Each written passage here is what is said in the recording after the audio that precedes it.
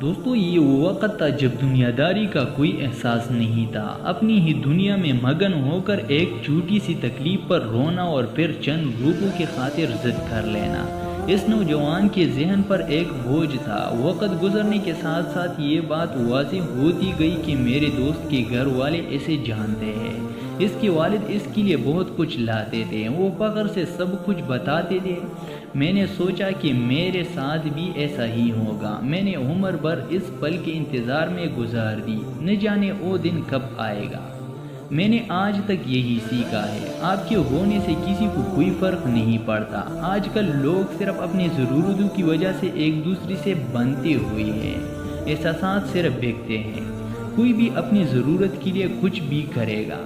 پھر زندگی کی رفتار نے دھیرے دھیرے دنیا والوں کو وقت کے ساتھ ساتھ ایک دوسرے کو اچھی طرح جاننا شروع کر دیا۔ احساس کے جنازے ایسے ہی نہیں اٹھے، بس قاتل بہت تھے۔ بے شک اللہ تعالیٰ کو انسان ہر طرح سے مصیبت میں ڈالتا ہے، لیکن نکلنے کا راستہ ایک ہی ہے۔ ہر بے بسی میں اللہ نے اسے اوپر اٹھایا۔ جب ہر کوئی ٹوکر کھاتا ہے تو پھر خود کو سنبھالتا ہے۔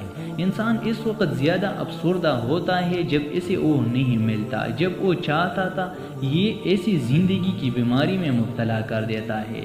ہم نہیں جانتے کہ ہمارے لیے کیا صحیح ہے، لیکن وہ وقت ضرور آنا چاہیے جب ہم اس سچائی کو تسلیم کر لیں کہ اللہ نے جو کیا وہ صحیح تھا اور جو ہم نے غلط سمجھا۔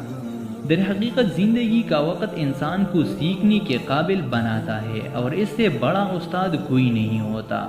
اور اس زندگی نے مجھے رشتہ کھونا نہیں سکھایا، بلکہ اتنا کچھ سیکھا کہ لوگ زندگی جیتے ہیں لیکن اپنی فطرت کو نہیں چھوڑتے۔ یہ میں نے آج سیکھا ہے، زندگی کو اپنے لائن میں جیو۔ اگر آپ کسی سے بات کریں گے تو وہ آپ سے زیادہ آپ کو تکلیف دے گا۔ اگر کوئی تمہیں تکلیف دے تو خاموش رہو۔ کوئی رشتہ توڑ دے تو جوڑنے کی کوشش کرنی چاہیے۔ اگر کسی کو تکلیف ہو تو اسے اس سے جدا کر دیا جائے۔ لوگوں کا مذاق نہ اڑائے، اپنی کوشش سے اسے آسان بنائے۔ کسی رشتے کو ضرورت سے دور نہ رکھے، احساس پیدا کرے۔ یہی سیکھنا ہے زندگی جینے کے لیے۔